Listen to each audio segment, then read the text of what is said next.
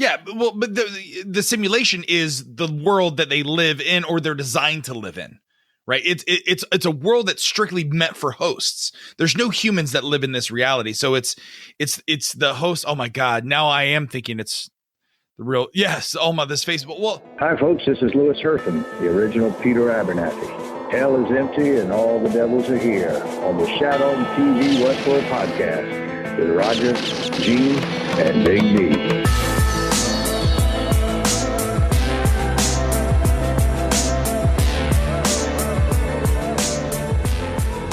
Welcome back to Shat on TV Westworld Edition, the unofficial podcast companion piece for the hit HBO television series Westworld. I am one of your hosts, Roger Roper, and alongside me is my singular co-host, Gene the Cradle Lyons.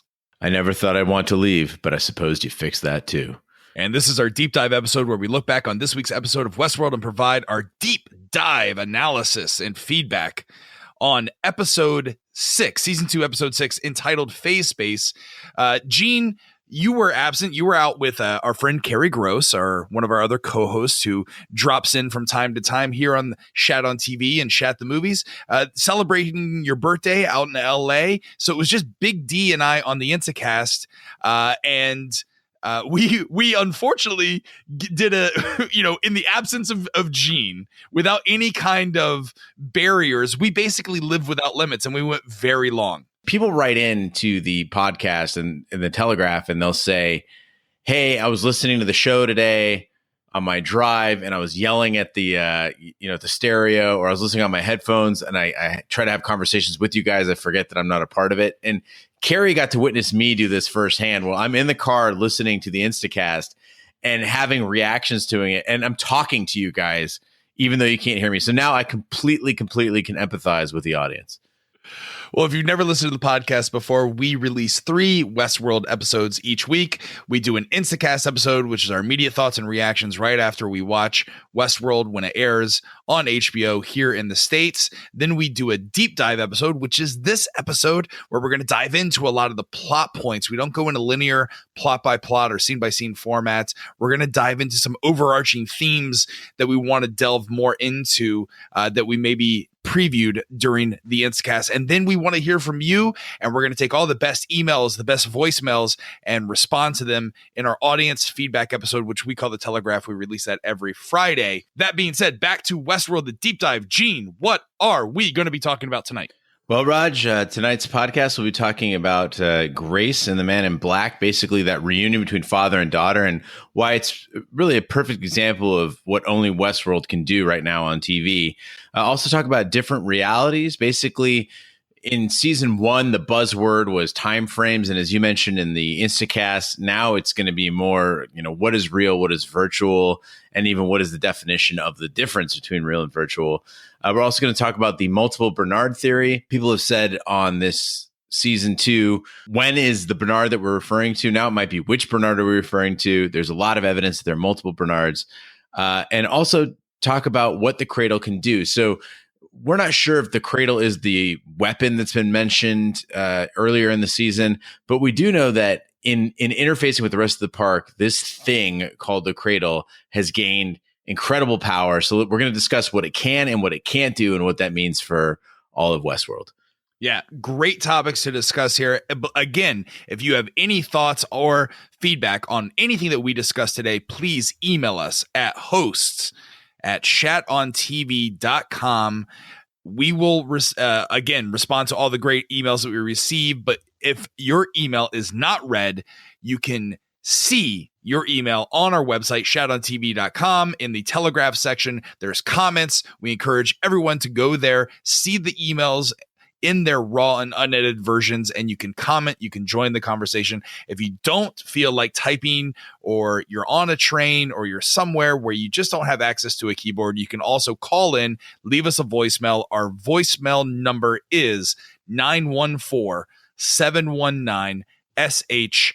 914-719-SHAT. So you can pull a Gene. You don't have to yell in vain with a coat, with someone in your car. You can just pick up the phone and yell at us. That's what we want you to do. But no more butt dialing for jam sandwiches. That we've already been there. We've already done that. We've already covered it.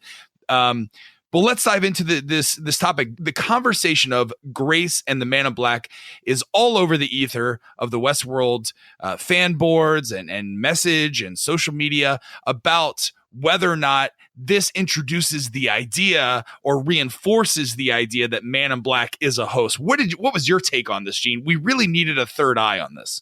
Right. I think first we should establish that we're probably going to screw up here, or not screw up, but we're going to probably use Grace and Emily interchangeably. So can we call her Gremily? Gremily is fine. So essentially, we see Gremily, don't know why she's referred to as two different names, but she comes into the park. She's got the journal, which seems to explain how she found the Man in Black so quickly. But we first see her in the Raj, and we don't see anything of her before this point in the series. And we don't know anything else about her other than she's Man in Black's daughter. She has some ill will toward him. And that's where we kind of start off. But what's wonderful about this, the scenes between the two of them while they're riding on the trail and while they're at the campfire, sharing a bottle of booze, which, by the way, made me kind of think that maybe I do want to have a kid just to have that campfire moment to be able to share booze with my own offspring would be kind of amazing. Is just this idea of the show is at the same time exploring the relationship between a father and a daughter and introducing the question of how do you do your own improv Turing test around a campfire? Like, how do you know if the thing that you're talking to is man or machine? Yeah, we talked about something in the Instacast. It seemed as if both of them were trying to get one over on the other by introducing either lies about their memories or misremembering. So it really, I didn't know. It had me going both ways. It had me confused. I was like, well, why would they name a character Grace? And then when we know her real name is Emily, based on evidence where we seem there's a reliable narrator. The only time that that's ever been done is Bernard and Arnold, right? A host version of a real character is named differently. So could Emily be the inspiration for this, host who is named Grace? That's again, it has me going in my own loop pyramid conscious maze. You know what I mean? I always try to kind of reflect back to the real world before jumping to conclusions and go, hey, look, even maybe hosts of a podcast might use different names than their actual names just because they decided that they like them better. Grace, let's look at the evidence for Grace being a host, okay? So if she's a host, here's some points. So when she plays the shooting game with the guy Nicholas in the Raj, she shoots him to make sure he's human. We never see her shot. She then is able to survive a tiger attack and then escapes over into Westworld. Some people have guessed or postulated that perhaps you can cross from one world into another world, another park, if you are under threat of being hurt. Like it's like a loophole. And maybe that's how she escaped from the Raj into Westworld, is a tiger chasing her. Again, she doesn't know it. So she's introduced as a host, doesn't know it herself. She's running from a tiger, ends up in Westworld, and then she's captured by Ghost Nation. Stubbs says to her, "Hey, it's cool, Ghost Nation. They're not going to hurt us because we're human. It's not a big deal. They only heard you a host." She's like, "I'm not going to wait and find out." She bones out of there, and then the Man in Black sees her there and thinks there is no way that she would come to the park to see him. He's convinced that she's a host. And then you have the whole elephant fear thing where she says, "No, I wasn't afraid of, elephants. It was Mom. I loved elephants." And that doesn't line up with the memory. So that would be evidence that would point toward her being a host. Okay. So evidence that she is a human. Number one, she doesn't want to sleep with a host, right? She doesn't want that to happen. She wants more of a real experience.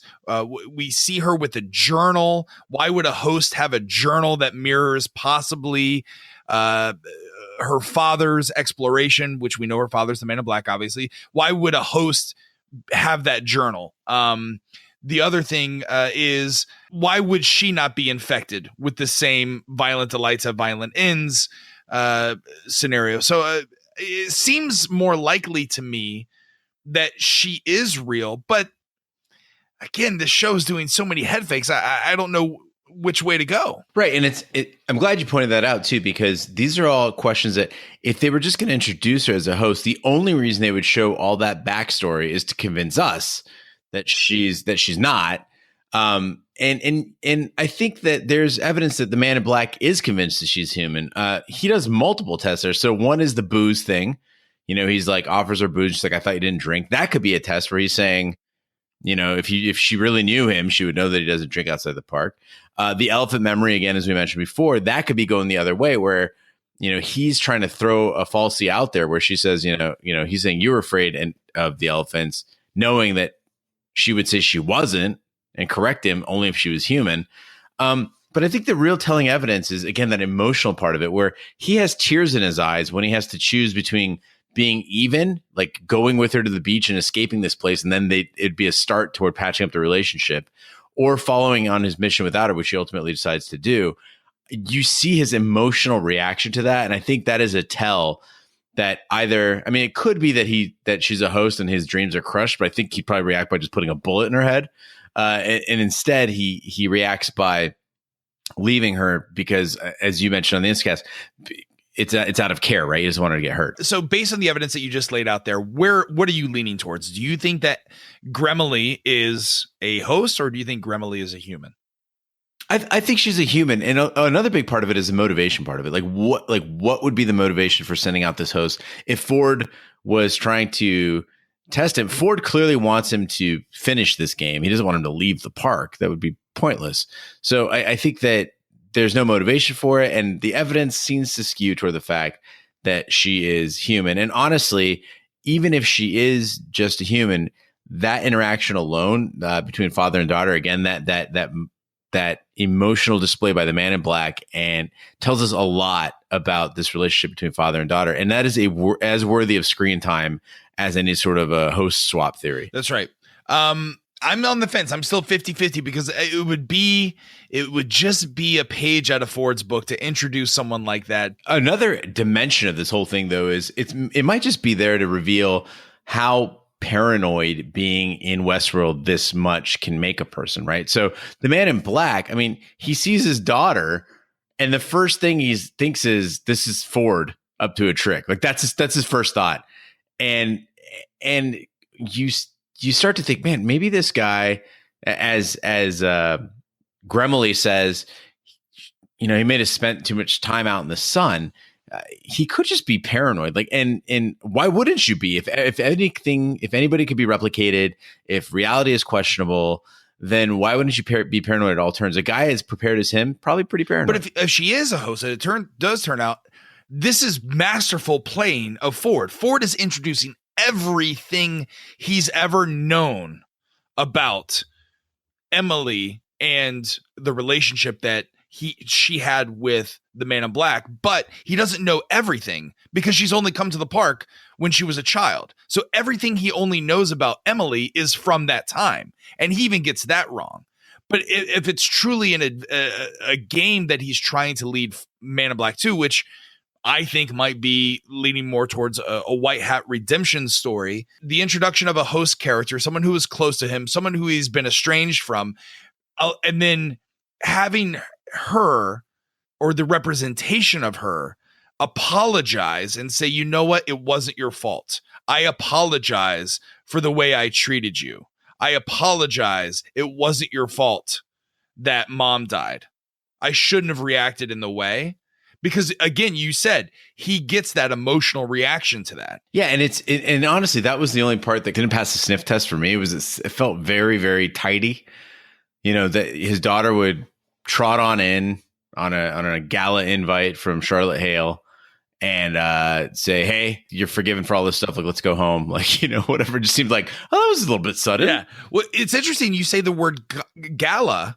And a lot of other listeners wrote in too, but on the Instacast, Big D said Gauntlet. I also saw Gauntlet because I know from watching this show, I have to watch it with subtitles on.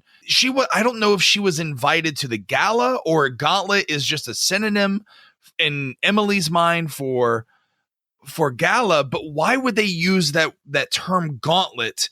Because it seems as if that's what the man in black is on. The man in black is on a journey, a gauntlet of sorts that he's trying to escape. So it's interesting that they would pick out that word. Yeah, full disclosure, I thought it was gauntlet too because I was watching it with captioning as well. And then I started reading the Telegraph emails coming in and people saying gala, and then I listened to the Instacast, and then I went back and watched it again, and it seems that it does say gala, not gauntlet. But we've seen a couple weird things going on with the captioning on this episode. So maybe they just, they outsourced it, or somebody was really sleepy at the desk. Who knows? Yeah. Well, so the flip side of this is people are saying that, well, this is more evidence that the Man in Black is a host, and this is just for testing him. They invited his daughter to this human hybrid host, the Triple H, which is the Man in Black, and this is Ford really testing him. And if he gets past this, then it's more evidence that he'll be successful in the real world. What do you think of this? I mean, it very well could be. Talking about the door. Doors are usually something that you exit through, and if this is the final test for the Man in Black, to find the door, then it could be, the opposite of the maze. The maze being a journey inward to find your own awareness, and then the door being the journey outward to find your exit out. And yeah, I think that's quite possible. Again, I side with the group that really hopes the Man in Black is there to represent humanity, is really there to represent the ultimate human condition and human transformation, and that I really, really hope that he's not a host. Yeah, I'm on the side of you. I really hope that he's not a host as well. I mean, there's 4 different options, right? So Man in Black is real, Gremley is a host. Gremley is real, Man in Black is a host. They're both real, or they're both hosts, right? There's 4 different options here. And right now, there's not a lot of evidence to sway either way.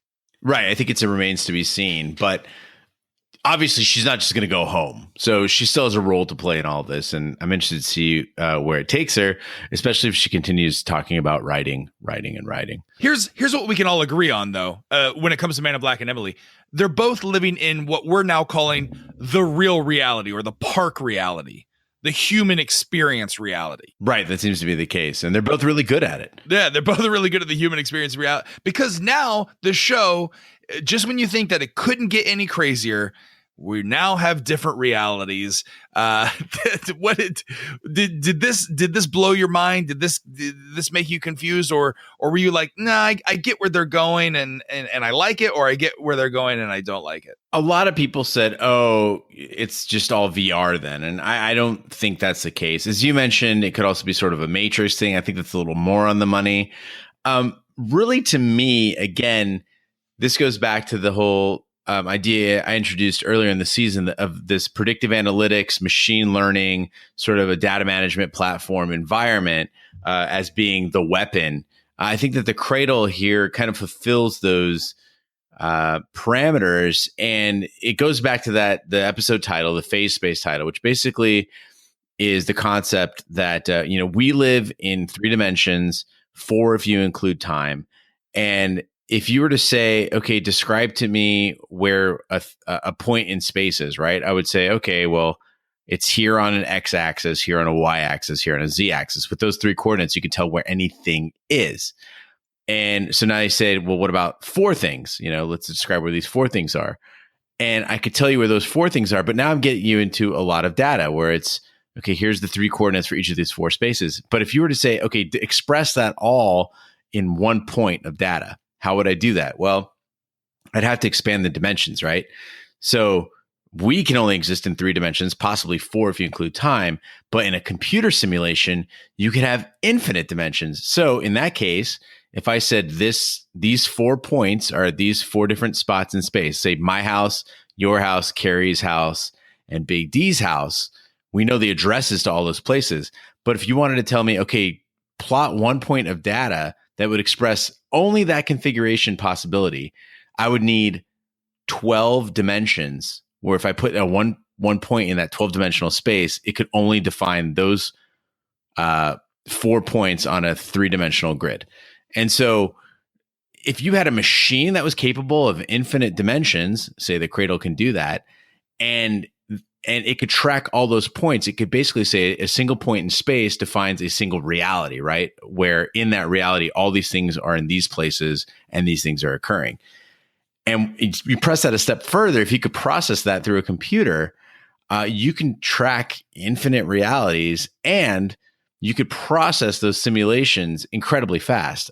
Time then occurs only as fast as the machine can process it. For us, time is, again, one dimension of existence. Well, shit, man, you could speed up a lifetime in just a matter of milliseconds. So it's an incredibly powerful machine when it comes to, again, machine learning and processing what outcomes could happen and predicting the future. Yeah, I've got to admit, I understood about, I don't know, a millisecond of that. Okay. I have no idea what you just said. It sounded really good. It sounded like you knew your shit. I have no idea. For me, it's a reverse matrix situation here. Instead of us in the physical world being plugged into a simulation and living in our reality is nothing but a simulation, it's a simulation that's occurring and it is holding our memories and everything like that in a different reality underneath our own. And at any time I could go in there, pluck out that memory and put it into an organic creature that could live out, in the, we'll call it the human existence reality, right? So you have the computer reality and you have the human existence reality. It's a reverse matrix situation here. And because phase space could also mean that there's, for every simulation, right, there has to be, a 1-to-1 ratio between that and the system, right? For the schematics have to have a relationship there, right? There has to be a Roger that lives in the simulated world, right? That's the backup of real Roger in the human existence world, and they're both kind of running the same loops. And again, it takes us back to what the original purpose of the cradle is, right? So you mentioned that there's that 1-to-1 ratio, that there's a consciousness that matches yours in the system, that they are related to each other. So whether you're out in the real world or you're in the system, you have it's a single being. If you look at it from that perspective, then you go, okay, that makes sense, because the original purpose of the cradle is to simulate realities for the host, to take their brains through loops constantly. And also it seems to be for storage, right? That, as Elsie mentions, there's a hive mind. All their consciousness are there. Bernard counters, oh, it's only data. And she's like, yeah, you say that, but not really. If it is more complex than a reverse matrix theory, what do you think is going on in here? What do you think is happening here with the cradle and this different realities? Our minds are only capable of understanding past, present, future. And so that's one space, and then, or one dimension. And then the other dimensions are, left, right, up, down, forward, backward, right? Those are our dimensions. We're only confined by the fact that our minds work that way. But if you're a machine, if you're data, if you're a programming, if you're software, what are the things, which is what the hosts at core are, and then they can go into their world, their environment, their cradle, they can exist far beyond that. It's not just those, they're not confined by those dimensions. And in fact, time can be very flexible, space can be very flexible. And if they are stored in there, if they have a counterpart in there, then the only thing they're being restrained by is their story, right? Is their programming, is what they are told they are. As soon as they realize they're not that, they can be all over the place. Okay. So just from an audience perspective here, we now know the difference between the simulated world and the human experience world. The simulated world, it's easy to identify because they go to a 16:9 letterbox. Right. So that's that. Thank you. You know what it was? It had to be some HBO executive that was like, listen, Lisa Joy, Jonah Nolan, I invited you in here today. By the way, would you like an Evian? Let's get you an Evian. Sparkling water. We'll get you sparkling water. We love what you're doing with Westworld. We love it. We love everything. Couple things though. Me Too movement. We got to cut the boobs this year. No boobs. What you can do, though, I'm going to give you more violence. You can cut a guy's arm off. You can have your own little red wedding. Make as much blood as you want, but we know what? We got to cut down on the boobs. Secondly, if you can throw a dick in there, throw a dick in there. Third thing, we're really confused. We have nothing that's going on. Can you throw us a bone? And they're like, yeah, we have this idea of different realities. They're like, listen, what if you just did it in letterbox? That way, me and my my wife could understand what the hell's going on here with the show. And then they got their sparkling water and left the meeting. I think that's what happened. I am also thankful because people have now gone back and looked and seen what other scenes were shot in Letterboxd. And I'm like, oh, that is a wonderful tell. Thank you. Yeah, thank you for that. So the opening scene of season 2 with what we assumed was Arnold and Dolores, that's in Letterboxd. Everything after that is full screen. So I went back and I was trying to figure that out. Okay, when is the last time that we saw Letterboxd? What I could find, and this was I had 30 minutes of prep time, was the opening of season 2, Journey into Night, episode 1, Dolores talking to what we assume is Arnold. They're in their little laboratory there. And again, you see that again in this episode. I could not find any other points in season 1 or in season 2 where we've seen Letterboxd. Did you find anything? I think that's the only time we've seen it as well is in episode 1, but I'm sure that the listeners, if they've spotted elsewhere, please write in and let us know. Host at shatomtv.com or hit us up on Twitter for even more instant gratification. We'd love to know if there are other spots where you noticed it. Yeah, it's interesting because I thought that, okay, maybe this is going to be the proof point that we need to confirm our holy shit, Bernard is, or Arnold was AI the entire time and never really listened. And I went back and I looked at those scenes where he's interacting with Dolores, or we think is Arnold in the real world. And that was full screen. So that obviously, if they're using the Letterboxd as the smoking gun, that it's simulated world, no, that seems to have happened in the human experience world. But in terms of this reality, so Bernard, we see him, the pearl is taken out of his head. He goes into the, here's my question. So multiple realities. So he's in the simulation. Is there already a backup of Bernard in the simulation? Because we're I think this will lead into our next topic, which is multiple Bernards. How many of the hosts can exist in the simulated world? So again, if you're talking about infinite dimensions, you could have a host in there infinitely, right? Okay. Wow. In the sense that, again, those points don't intersect. There's enough space in there. It's virtual space, right? So there's enough space in there for everything to exist at the same time. It's kind of like a string theory idea, right? That if there are overlapping universes, in one of them you're already dead, and another one, it's very Rick and Morty, as you mentioned. And so there would be potentially room for all of them to exist, which kind of gets us back to your whole Mickey Mouse analogy with, how Disney can have all these Mickey Mouses, but they just can't appear at the same place at the same time. Imagine that there could be a world where the Mickey Mouses are even in the same place, but doing different things. And depending on which dimension of it you were experiencing it from, you'd only be seeing one of them, right? So it's like this cradle then becomes, in essence, it's not just, we don't even know that the reality that we're watching, that the Man in Black and Grace are having a campfire chat at, is the real one, right? You don't it could be a hub for infinite realities, and you're just assuming that the one you're in is the real one. Again, I think this is where the Letterboxd comes in. I hope they don't do that. I really hope they don't do that, because I saw that scene in full screen. So yeah, that's real. Yeah, for us. That's real for Earth us. Yes. Okay, so let me introduce a couple ideas here. All right. Number 1, there's a lot of speculation. The reason I asked that question is online. People are saying that's not Bernard. When he goes into the cradle, he looks down at his hands, and his hands are white. This must have been, the big reveal that he's actually Teddy. And then we see Teddy walk out of the Mariposa as Bernard is walking in. And he says, hello, Dr. Ford looks at him in the reflection and says, hi, my old friend. Do you believe that Bernard is physically looks like himself, meaning Jeffrey Wright, or is he a different person based upon the fact that he looks down and he sees white hands? Yeah, in that cradle simulation, I was kind of confused because people were writing about the white hands, and I was like, I didn't notice that. And I went back and watched it again. I was like, no, that's Jeffrey Wright's hands.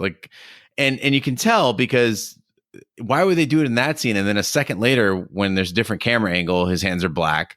And then when he's coming out of the train, his hands are black. I thought if they hit his hands the rest of the time, I'd say, okay, maybe he got something. But I think it's the way the light's coming in. And again, he's been looking at his hands a lot this season. This is nothing new. It's kind of like the touch point for the reality, maybe even a callback to the whole idea that in Westworld, the movie, right? Yeah, that the Tell used to be their hands. I'm not sure. Yeah. Well, I just don't want a quantum leap experience situation here, which again, we talked about on the Instacast, where he looks in a mirror and he's a different person. Like, listen, if I'm Scott Bakula, and we know that Scott Bakula in Quantum Leap phased into women bodies in different episodes, why couldn't he just look down and see that there were boobs there? Like, why could he only see who he really was when he looked into a mirror? I think Quantum Leap was just ahead of its time. Aha. There was no Knight Rider. This is Quantum Leap, damn it. Boy, we've really come a long way in terms of television. I'm with you. I look back and I said, no, it's his hands. You clearly see Jeffrey Wright turn over his hands. And so based upon that, if he is who he is, meaning Bernard, are you saying that there's another Bernard that's existing in the cradle? Because we've seen Dolores apparently in this computer simulation world talking to another Bernard, coaching him about how Arnold would act. So are these, to get crazy, is that a different infinite universe, or is it a different time frame within that computer simulation world? Well, here's where it gets crazier, is that if we're saying Bernard, if we're drawing a line of distinction between Bernard and Arnold, right? Sure. And if you subscribe to the idea that Arnold was always an artificial intelligence to begin with, when you go into a virtual world, are Bernard and Arnold two different beings? Right. Now to me, they are. And the reason why is that Bernard was, again, if you believe that Arnold is an AI, Bernard is not a manifestation of that AI. He's a replica of the AI, right? A more controlled, he's got hints of it, but it's not the same thing. He's the diet Pepsi to Arnold. And so if you look at it from that perspective, he would be a different mentality.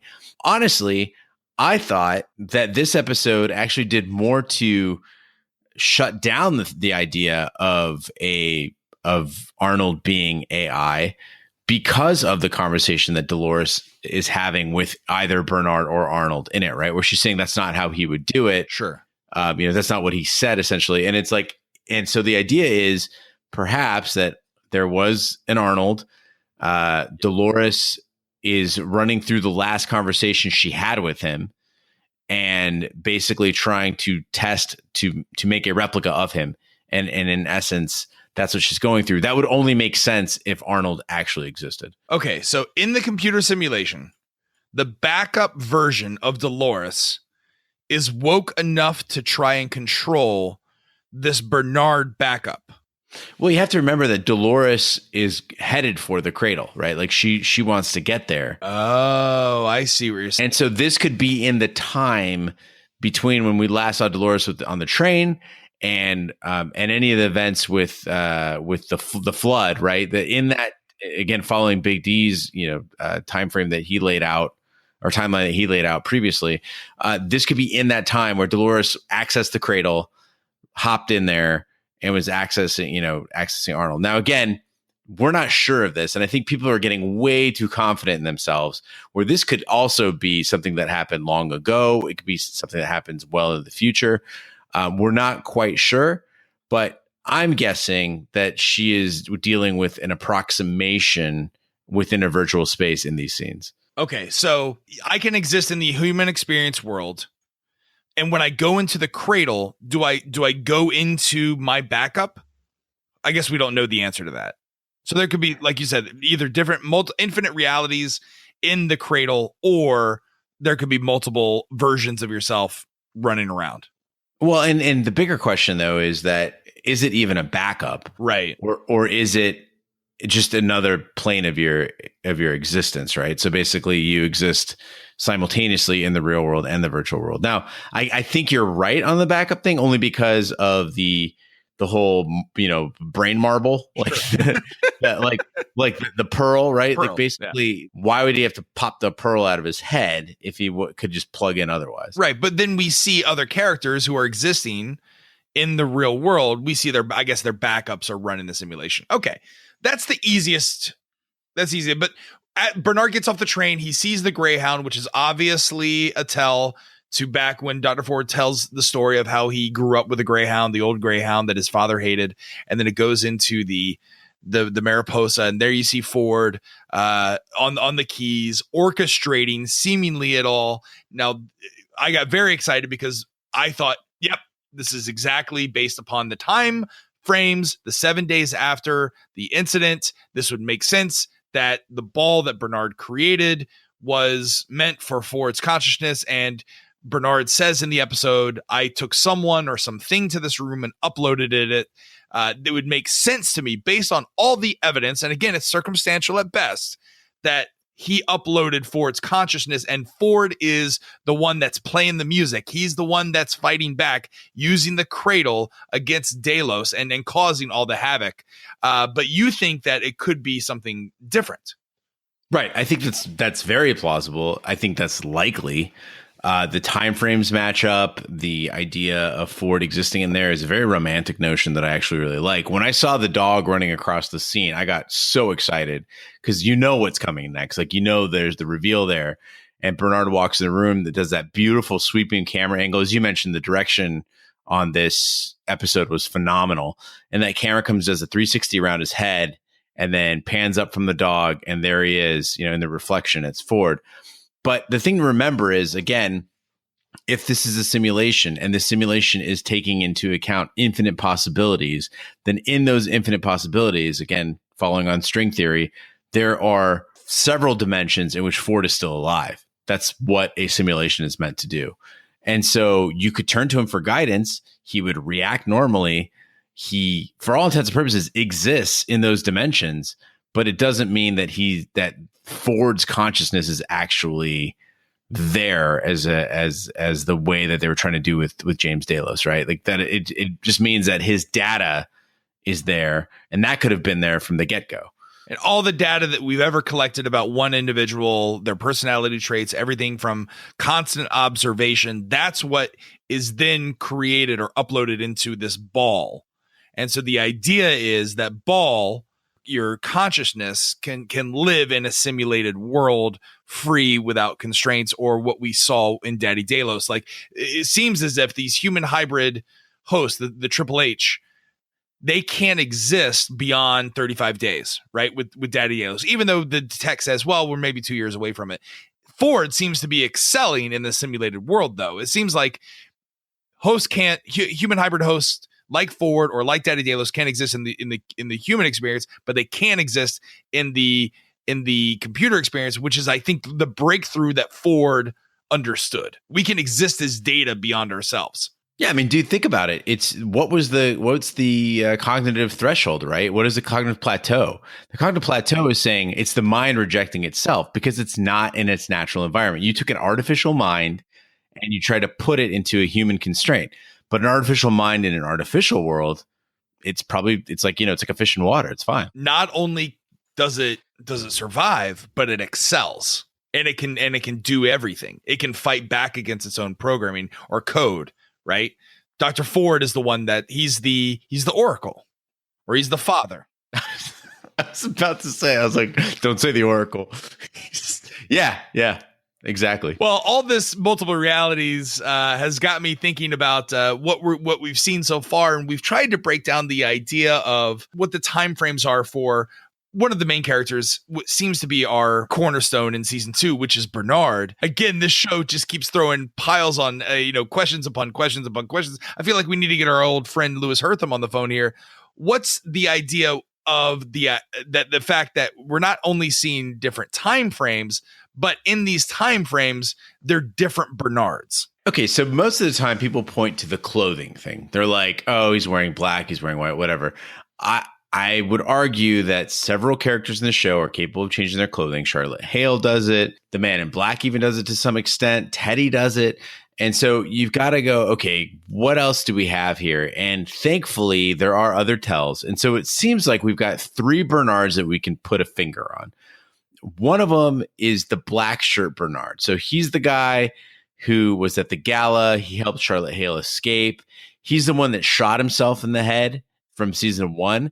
And you know that because he's got a scar on his head from where he shot himself. Yes. Then you've got white shirt Bernard. He's the one that's found on the beach by QA, not wearing glasses, does not have a scar on his head. So this seems to be a different Bernard. Again, if you follow the timeline that QA found him on the beach 11 days or so after the uprising, if he was the same guy, he would have the same scar in his head because all that stuff happened after season 1. So, why doesn't he? And then you've got Bernard in the zip up, which is the one who's in the room alone with Dolores being interviewed. And that could be Arnold. But again, this seems to be not the one that shot himself in the head. So it's either the one that was planted for QA to find without the scar, or it is strictly in a virtual plane, or is actually Arnold. Right. I think, that's also Letterbox. Zip up Bernard in the room with Dolores is also Letterbox. So that, to me, that is computer simulation Bernard. True. But is he a computer simulation of somebody, of Arnold who dressed like that as well? Like if we see him in other scenes. So I guess what you're saying is zip up plus Letterbox. Yeah, definitely not existing in human experience world. Okay. All right. So the Bernard that washed up on the beach is also in the current time frame, like the most up-to-date time frame. That's also the one that comes back. Charlotte says, "Hey, where you been? You've got Strand there." That's that Bernard. Now, they've shown it a lot of times. We typically don't do this, but they've shown it all over the upcoming previews. If you don't want to be spoiled, now's the time to skip ahead to, I don't know, 15 minutes from now. I don't know.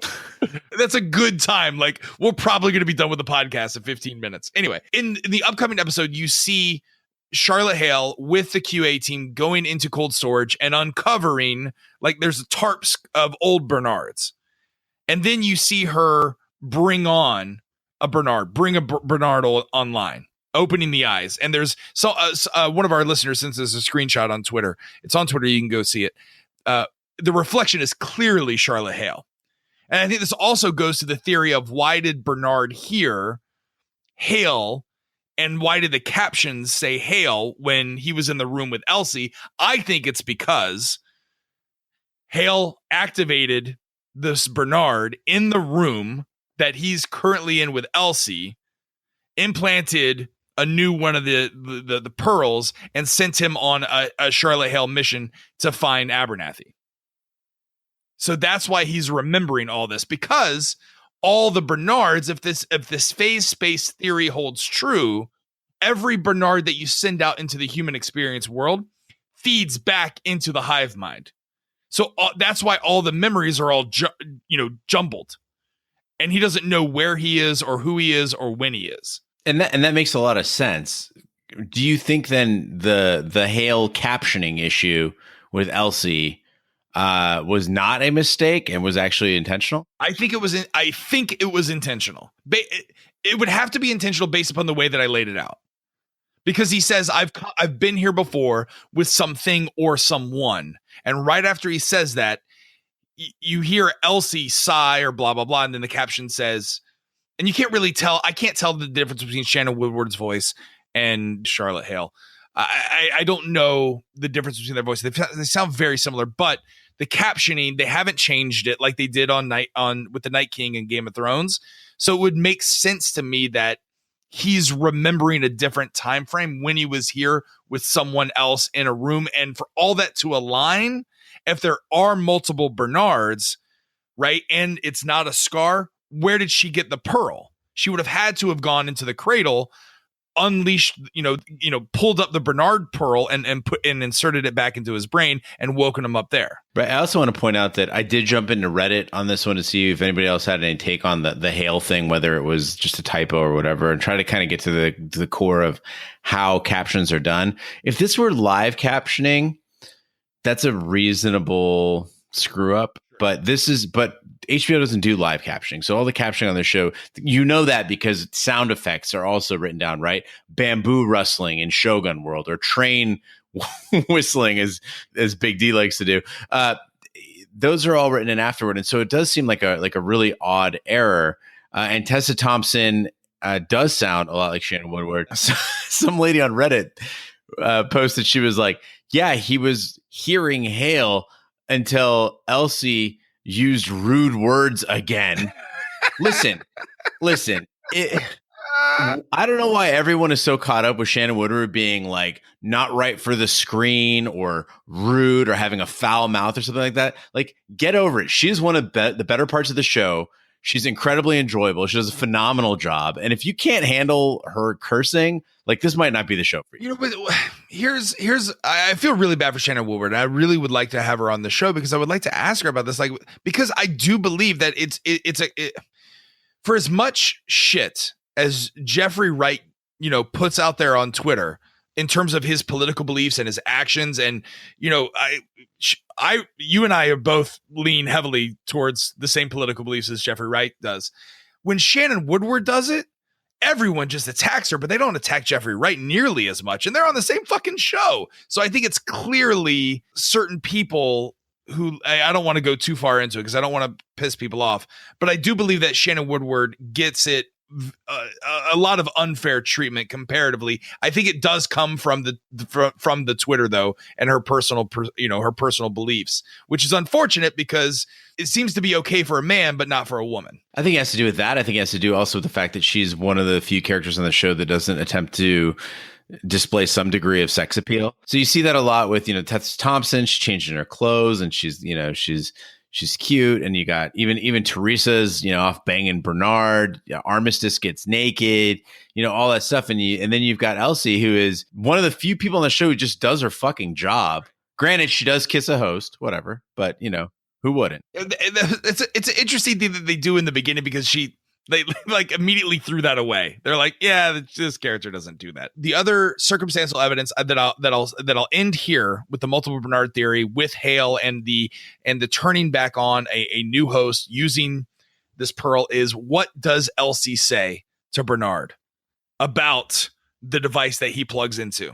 It's meant for what? She tells him very clearly that it's made for old hosts, right? It's made for that his skull architecture is the same as a human's. It's not made for him, that he should really be powered down and have his pain shut off too, which, by the way, they really could have done that for Peter Abernathy before bolting into a fucking chair. Just shut off the pain at least. Yeah, our buddy Lou. Yeah. And so anyway, but by the way, also phenomenal job in that scene again, Louis Hertham, hats off to you. But yeah, that it's not made for him with his skull architecture and everything. He boldly goes in there again, gets his pearl plucked. Some people have pointed out, again, I didn't see it that way, but that his pearl was black and the one that's dropped into the receiver is red. And I think there was a switcheroo there. I think it was just the lighting from the scene. Everything was red. Agreed. People are looking too far into. I applaud you, but no, it's lighting. Yeah, I would not even like a show anymore that was like every time they changed a camera angle, you'd be like, whoa, well, what happened here? But what we do see is this Cradle is, it's designed to store host data, as we mentioned before, and run simulations. But what's interesting about it is it was never supposed to be hooked up to anything. And I think this might have been Ford's master stroke in all this, is that he had this machine capable of basically foreseeing attacks and vulnerabilities, using that predictive analytics that we mentioned before, and being able to defend itself essentially and all they had to do was hook it up to every other system, right? And this kind of, again, goes back to the idea of a data management platform where on its own, all it does is crunch data that you put into it and come up with models and analytics and everything else. But once you connect it to an ad platform or an email platform or an SMS platform, and it can communicate, then it can do tons of other things. It's all what you connect it to. So in this sense, if you hook it up to, what were they able to get back online? Climate control? Right. Well, it doesn't want anything to do with that. Yeah. It doesn't care about. Can I talk about the climate control here thing? Because people have written in, they're like, oh, see, we told you they can control the climate in the park. No, that means the climate control of the different areas, like underneath. Like air conditioning. Yeah. That's what it means. It's not snow in Shogun World. At least I think it's not. I think climate control really means in the mesa, in the control, in the hotel rooms, air conditioning's back on because they want to be comfortable. I think it was climate control like the outside. We would have seen some really crazy shit going on in the park. Yeah, exactly. You're going to see thunderstorms, sharknadoes, all kinds of things. So yeah, so essentially getting back to that, if the Cradle can use all the data that's ever collected and run simulations, in its own time, again, maybe years being milliseconds, it's very Doctor Stranging at this point. So it can foresee attacks and vulnerabilities, know what scenarios play out in its favor, know what scenarios play out, whatever its purpose is, we don't really know. And then it can act to defend itself and the park. At this point, you don't even need Ford. So Ford's master stroke could have been, I'm going to get out of the way and let this thing take control, because this thing, the Cradle, is far more capable than my mind could ever be, right? Ford, of all people, understood the limitations of the human mind. Yeah, but then why does the Cradle only start fighting back when Ford dies? And that seems to be around the same time that, based on circumstantial evidence, the Pearl was dropped into the Cradle, which could be the data stored of Ford's consciousness, and he's the one that's pulling all the strings. So what you're saying, what you're proposing, is that Ford, even without the consciousness of Ford, the Cradle could be doing all this, and Ford did something before he died to allow that to happen. It's actually not Ford consciousness that's doing all the things. He just wants to live in the Cradle, but now that the Cradle can do what it wants. So I'm not saying necessarily that he's not pulling the strings. What I'm saying is he doesn't need to be. It could very much be doing it on its own, which kind of explains why Elsie's like, I can see the message but not the messenger, if the Cradle itself is the messenger. But again, it could be that Ford is in there, and he's evolved, right? He is that evolution that he was talking about the whole time.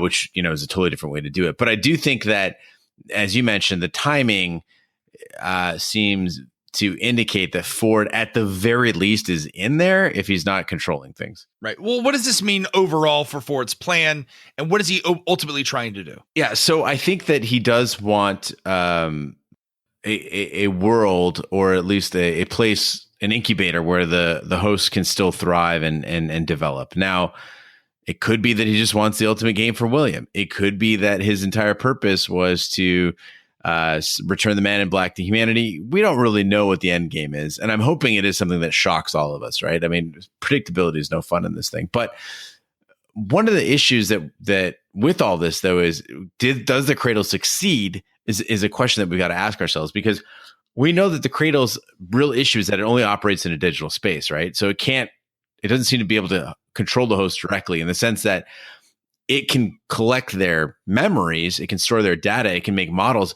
but it's not out there with operating armies of hosts to do things, right? It's not just tapping into all their brains and making them attack or anything like that. And we see that the Cradle gets destroyed. So does it fail, or is that part of the plan? Wait a minute, hold on. When do we see the Cradle get destroyed? When the ops team is doing recon, Oh, that's right. They say that the Cradle is destroyed. You're right. Yeah, they torched the Cradle. And they said, and then Strand is upset because 1/3 of the IP is gone, et cetera. But essentially, we know that the Cradle gets destroyed. And so the question is, was the Cradle unable to affect physical space, so it was defenseless against the direct assault? Or did it see that end coming and actually think this is for the better, or jump to somewhere else? Or what's going on with the Cradle? Because it does seem weird that a computer that's capable of foreseeing every possible eventuality didn't see something coming. But at the same time, that could be the message of season 2, which is that free will supersedes predictability. I think you already said it, right? This is Doctor Strange. This is Doctor Strange. It's him versus Thanos. This is how it's the only way. The only way you have to destroy the Cradle. But it's Dolores. I'm glad now that you've seen the Infinity War, because now we can talk. Now I can draw. Listen, Infinity War has been out for 6 weeks, folks. No, we still didn't ruin it for anybody. Yeah, if you haven't seen it, go see it. Yeah, but it could also be that Dolores coached Bernard to be the inside man to fight against Ford. She's playing 12-dimension chess, the phase space version of chess against Dr. Ford. She's using his own friend against him. The show's gone so deep for me. So deep. So if we have time before we close out, though, Raj, I did want to get to one other thing that you guys touched on in the Instacast, but I think that it's something I could use some help understanding, and hopefully people can write in for the Telegraph too, host at shatontv.com. And that's the entire scene with Maeve returning home. I had a bad feeling as soon as she was like, everybody wait here. This is something I got to do. Why, Maeve? Yeah. I hated this scene. I got to be honest. I for as much as I loved this episode, I felt like this could have been left on they could have done something different, because we've just had 2 episodes showing her great power, and she goes and rescues her friends. Why does she go and rescue her friends? So seemingly she can help her go get her daughter back. And then when all of that goes perfectly well, she's like, I got this, guys. It just seemed out of place. The person who's going to defend this scene is the same person who defends the Lord of the Rings series. When I'm like, why didn't they just get an eagle, drop the damn ring in? Spoiler alert, they destroy the ring. And so, no. It's the journey, yada, yada, yada. This is the thing. I'm even okay with that if she's like, I do this on my own. Could they at least be on the same hill as her? Like, she's walking for what seems to be like an hour until she gets to her house. Yeah, she's doing the gladiator thing, the gladiator and the wheat, where she's using just the hand. She's touching Russell Crowe. Spoiler alert: he touches wheat, and his baby gets trampled. But I fully expected as she was crossing the field for a bullet to go ripping through her neck or her head or something like that. That's the kind of mind I have. In addition to the conversation that she has with her daughter alone, and I kind of get why she would want to go alone. She would want to experience that on her own and have that moment with her. And then she finds out that the daughter doesn't remember her because the daughter is living in our loop with, new stepmommy, which was my experience growing up. It was very awkward on Father's Day. So then Ghost Nation comes, and we talked about this before we started recording. It was like a Michael Bay action scene. I didn't know what was going on. Was Ghost Nation actually attacking them? Were they just running their horses around? And then that spurs on the trio. Yeah, Dragon Armistice. You've got Snake Armistice. You've got Hector. They all come in, and now they can shoot Ghost Nation. But it doesn't seem like Ghost Nation is attacking. So why would they fire their guns? I don't know what's going on in this scene.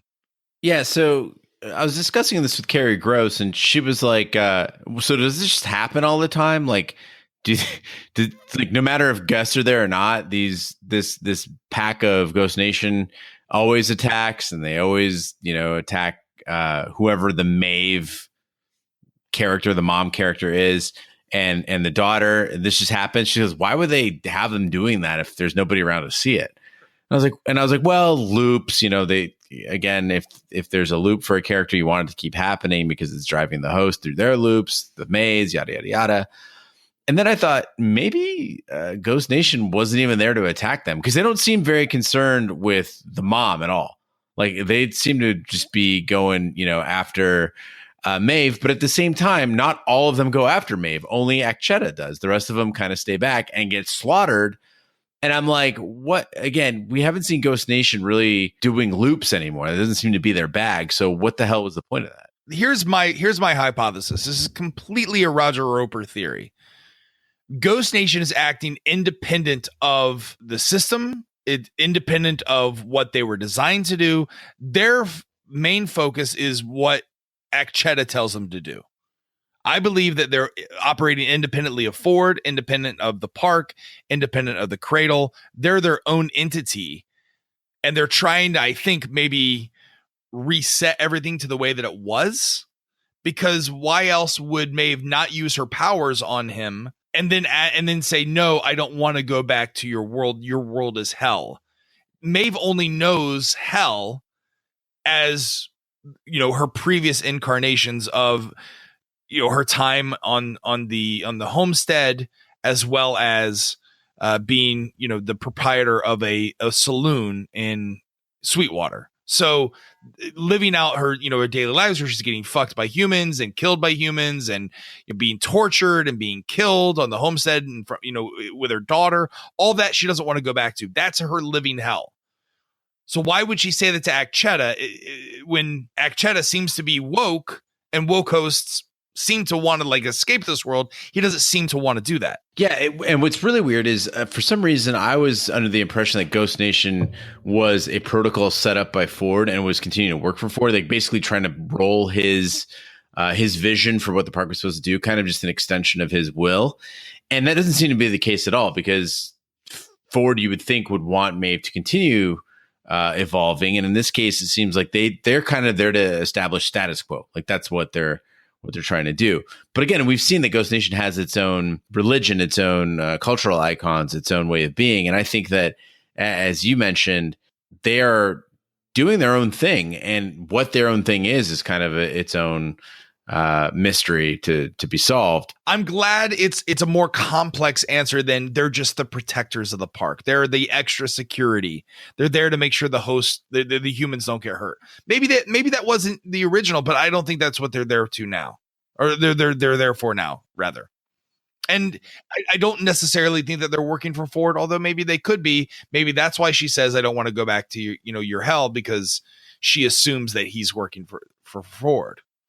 But I don't think Akcheta is. Listen, write in. If you got different theories on Ghost Nation or anything that we talked about tonight, send your emails to hosts@shatontv.com. We have 2 days to read those, pick the best, and respond to those on our Telegraph.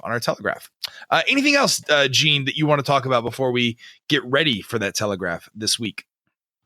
No, just again, if you're a physicist, a computer scientist, a psychologist, an expert on the Lakota culture, any of those things, please write in for the Telegraph. I think that more than ever on this episode, we could use your assistance. I've never seen so many question marks in our notes. Usually we're pretty straightforward on these things, but even I, Mr. We Need Concrete Evidence, even I, Mr. Concrete Evidence, am baffled by a few of these points and could really, really use some guidance. You can also call in 914-719-SHAT. That concludes this week's episode of Shat on TV Westworld Deep Dive Edition. Be sure to follow us everywhere on social media and share with a friend. We're on Twitter, Snapchat, and Instagram.